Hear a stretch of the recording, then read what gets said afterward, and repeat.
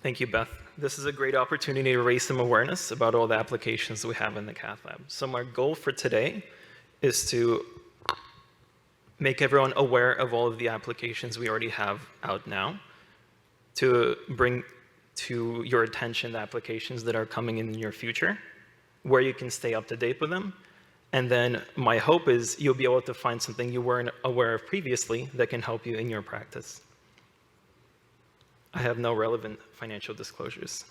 So traditional education, if we're talking about textbooks, publications, conferences, and even live web series have their limitations in the sense that textbooks aren't something you can keep around easily in your pocket.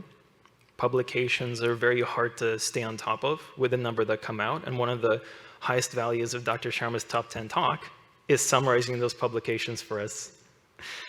The symposiums are, of course, very valuable, but by requirement of focusing on the hottest topics, being very clinically centered, we sometimes overlook some of the core skills and ideas that are critical to day-to-day diagnostic and PCI in the lab.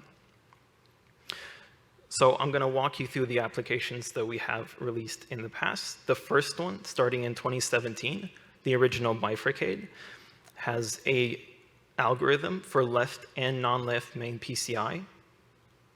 It'll teach you the basic concepts of percent stenosis, and then take you through more complex ideas such as wiring challenging lesions. If there's an angulated vessel, how do you overcome these complications? And then step by step, you select the Medina classification, and then follow along with techniques such as mini crush, DK crush, bailout techniques like tap, reverse crush, etc. As you are aware, if you get any of these steps wrong, you end up with a complication such as stent deformation, you occlude a side branch. There's just no getting these out of order. I'm going to skip over the bottom two left, the original Octade and TAVR, because we've gone through a lot of effort remaking them, making them a lot more feature-rich, so I'll touch on them later. The next application, Transeptate, goes over transeptal punctures, again, complication management.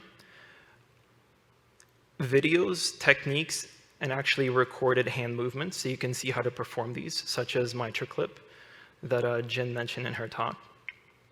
Then moving on, skipping the original TAVR cathode, calcificate. This one was addressed a lot, both yesterday and today, in the sense that calcific lesions have much higher rates of complication, stent under expansion, distal edge dissection, and these patients will end up coming back to the cath lab if their lesion isn't first properly prepared before stenting. So in our current version, you'll be able to understand the different devices, how to understand calcium inside of intravascular imaging, and then, as always, step-by-step guidance based on the severity and location of calcium, what kind of treatment is recommended. Then, the remade Octade that Yulia has touched on will walk you through both how to perform and interpret intravascular imaging for OCT. There's quizzes, case reviews, but you've already heard about this, so I'm not going to spend any time on that. Now, Complicate is a bit of a special one, I think, not only in the sense that it's only available as a web app. There's 55 cases in Complicate that start with all of the angiograms, descriptions of complications, from dissections, air embolism, spontaneous closures of vessels, most of the complications you'll encounter in the cath lab, and some that you won't find until a year or two have passed if it's a lower volume cath lab. Everything has been carefully annotated, so you can see from the first angio to the last a description of why did the complication happen, how do you manage the complication, and most importantly, how do you avoid this happening in the future in the first place. TAVR cathode has been remade with some of our accoutrements, such as offline functionality and case reviews. So this will teach you how to gain access after TAVR. Again, relevant to Jin's talk, it's particularly difficult if the new valve is high enough that it's obscuring, or if it's the self-expanding valve, you're going to have the challenging situation of accessing those coronaries from behind the stent strut. So we have a number of cases here that walk you through how to do that. And then we have explanations of if you're doing angiography, PCI, for self and balloon expandable valves, catheter selection, how are these valves designed, and what are some of the challenges of those particular valves. Next, Bifurcate 3D is essentially a fully animated version of the original Bifurcate. So in this application, you'll be able to better appreciate some of the intricate things that happen during stenting procedures. For example, what's the real purpose of POT? Why do we do something like a final kissing balloon inflation? What's the idea of plaque shift? When is it significant? When is it not significant? And then if you have an intermediate lesion, do you start with a two-stent approach, or do you start with provisional? And then further, the application will guide you through bailout techniques. So by going back and forth by yourself, you can familiarize yourself with a theoretical, for example, case. You say, my patient has just an LAD lesion, we balloon, but now the side branch is compromised, and it will walk you through all the steps of treatment. If you click the text, it'll move to that point in the video. If you click an underlined section, you have definitions. So it's a nice interactive learning tool. And then today, I'm going to spend a little extra time to focus on guide wire aid and device aid as our two newest applications. But first, I want to talk about what's coming a little further on. So device aid is already available in a mostly ready state on the website cardiologyapps.com. It's going to have plenty of, I'll discuss it in a second. Then MCS aid, Dr. Greg Sorrell was talking about selecting appropriate MCS, a shock team, and everything like that. He actually has a big role in the creation of this, as well as Dr. Umesh Gidwani, who's the director of the CICU at the Mount Sinai Hospital. And MCS aid is going to walk you through, based on your patient's status, either cardiac output power, their blood pressure, et cetera, what would we recommend, as well as the publications. Is it going to be a balloon pump? Is it going to be a particular model of Impella? Is it going to be ECMO? So all of that's going to be covered through an algorithm, as well as the basic section. You're probably seeing a theme developing. Then we're going to update calcificate and introduce lithotripsy. So Jessica described lithotripsy to you. The next version of calcificate is going to have the idea of rotoshock or rototripsy.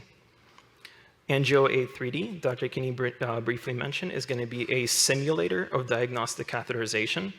The most valuable skills it'll give you is understanding diagnostic angles. So what cranial, caudal, left and right views do I need to be at to visualize particular lesions, particular bifurcations?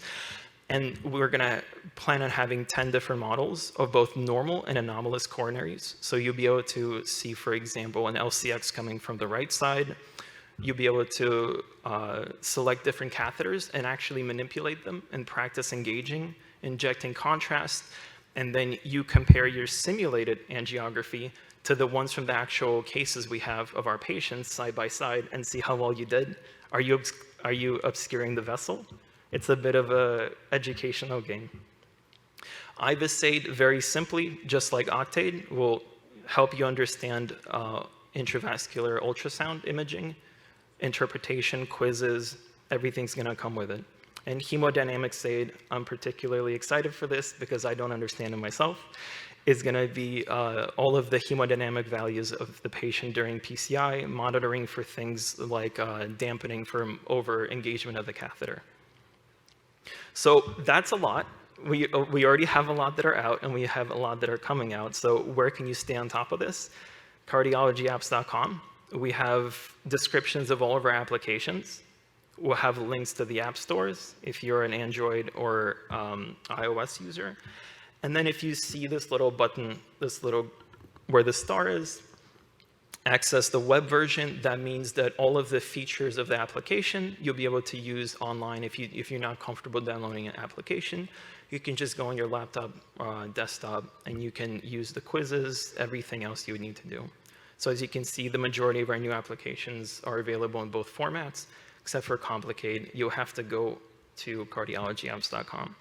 So part of the reason I'm so excited to present these applications is there's a big spike in users from both our CCC and TVT conferences, and this is a publication we're working on, a survey about them. We have users from across the world, a little bit less than half of them from the United States, and the most popular place is actually Complicate, because some of these complications that even a high volume lab like ours doesn't encounter very often. If you're a low volume center, you might have to look at publications and case studies to see them so you're ready to treat them when they happen. By now we've passed 60,000 downloads and still growing. So the first application that Dr. Kinney already talked about a little bit, GuideWire 8, is particularly useful for our technicians who are sometimes expected to remember maybe a little too much about what devices are available. So it has an algorithmic approach for both CTO and non-CTO lesions, like a lot of our applications. You'll be recommended favorable properties of a guide wire to cross that lesion. So in the case of a calcific lesion, you need something that both is slippery enough to get through, but has the support on the non-floppy side of the body to advance all of the devices like stents and balloons. You learn terminology. What does torqueability mean? What does flexibility, shape retention? How does nitinol and stainless steel differ? We have more than 20 cases that actually have clips from our live web series where you actually see the camera zoomed in, the manipulation of the wires, and discussion from Drs. Kinney and Sharma about specifically wiring in those examples. We have a library of a lot of different wires that you've seen Dr. Kinney present before, so I'll skip onto an example. So let's say you have a calcific lesion, you click non-CTO, lesion morphology, and calcified.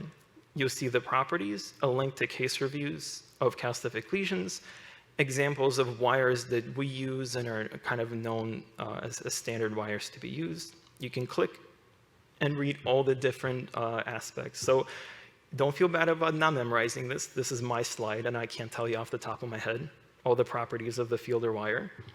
But let's say, for example, that maybe your lab doesn't have a fielder wire or equipment shortage, and you can't order them.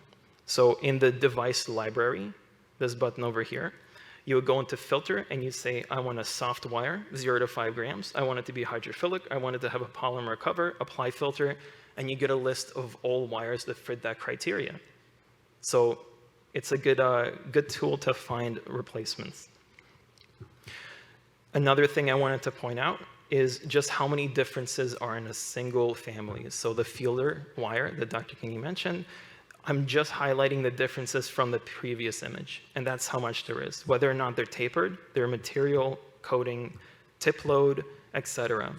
And this is just a little note to remind you that the propensity to penetrate and dissect a vessel is not necessarily a function of the tip load, but it's a combination of the tip load and the tapering. So maybe not entirely intuitive, but if you take a wire like the Fielder XT that's tapered from the traditional coronary 0.014 inch down to 0.009, that's actually an increase of 2.5 times force. So that's something to keep in mind. There's a reason they're used for CTO crossing. Now, device aid is even more of a quick reference tool. So inside of this application, you're going to follow along from start to end of PCI and select different equipments that are used in complex and simple cases. So if you go online right now, though I will say it's only optimized for laptop, desktop, just keep that in mind as we're putting on the finishing touches. You can look around and see what kind of devices there are. Once we deploy the stents, for example, you'll be able to search only stents that are 40 millimeters long and larger, only stents that inflate to 6, which is a little rare. And of course, you'll be able to explore the MCS devices that were mentioned earlier today as well. So there's an educational background section that introduces the topic. every one of these devices, hundreds and hundreds of them. You'll be able to see the different specifications. And with that, I hope that I've properly outlined what we have out today, what we're going to have out in the next year or two, and then I hope that you've been able to find something that's going to help you in your practice. Do you have any questions?